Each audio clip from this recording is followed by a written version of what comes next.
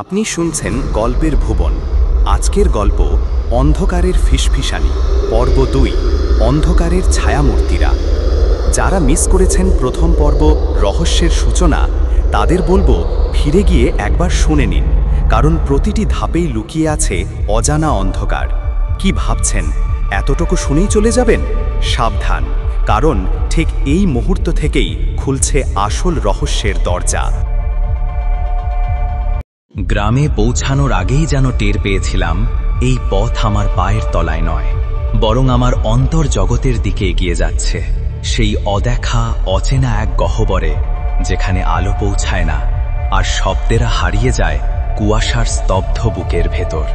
একটা পুরনো মোটর গাড়ি আমাকে নামিয়ে দিল এক ঝোপে ঘেরা নির্জন ঘাটে। সেখান থেকে শুরু হলো হাঁটা। ডান দিকে পাহাড়ের নীরবতা, বামে খাদের অতল শূন্যতা, আর মাঝখানে সেই মেঠো পথ যার মাটি যেন বহন করে কোনো প্রাচীন অভিশাপের ছায়া। গাইড কিছু না বলেই চলে গেল। যাওয়ার আগে শুধু একবার বলেছিল, এই জায়গা ভালো না, দিনের আলো থাকতেও সাবধান থাকবেন। আমি হাঁটতে হাঁটতে পৌঁছে গেলাম এক পুরনো কাঠের বাড়ির সামনে। চারপাশে গাছের ছায়া, এমন নিস্তব্ধতা যেন নিজের নিঃশ্বাসকেও অপরিচিত মনে হয়। এই সেই বাড়ি যেখানে বাস করেন তিনি। নাম দেয়ালির মধুসূদন চৌধুরী। এককালের পাণ্ডিত্যশালী, অথচ আজ নিঃসঙ্গ ও বিষণ্ণ এক মানুষ। দরজাটা যেন আমার স্পর্শের অপেক্ষাতেই ছিল।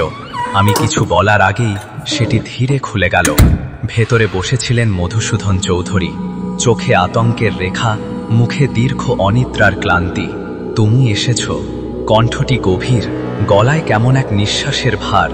অনেক দিন কেউ আসেনি, অনেক কিছু বলার আছে, তবে এখন না। ওরা শোনে।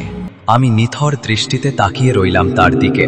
তিনি ধীরে উঠে দাঁড়িয়ে জানালার পর্দা শক্ত করে টেনে দিলেন। তারপর বললেন, আজ রাতটা পার করতে পারলে আমি তোমাকে কিছু দেখাবো, কিছু শোনাবো, যেটা শুনলে হয়তো তোমার বিশ্বাসটাই ভেঙে যাবে। ঠিক তখনই মেঝের নিচ থেকে ভেসে এলো এক অদ্ভুত গম্ভীর আওয়াজ, এমন যেন বহু নিচ থেকে উঠে আসা বাতাসের নিঃশব্দ গর্জন। তিনি থেমে বললেন, তারা আসে রাতে, মাটির নিচ দিয়ে। তাদের ভাষা বোঝা যায় না, কিন্তু তারা ডাকে, ডাকে সেই সব নাম যাদের তারা দেখে ফেলেছে। রাত নেমে এলো এক ভয়ানক নিস্তব্ধতায়। না ছিল চাঁদ, না তারা। চারপাশ যেন হঠাৎ করেই ডুবে গেল এক গভীর কালো অন্ধকারে। আর তখনই ফিরে এলো সেই ভয়াল শব্দ। মেঝের নিচ থেকে দেয়ালের ফাঁক গলে কোনো অজানা কণ্ঠে কেউ ফিসফিস করে ডাকছে, অভিরথ, অভিরথ, আমার নিজের নাম।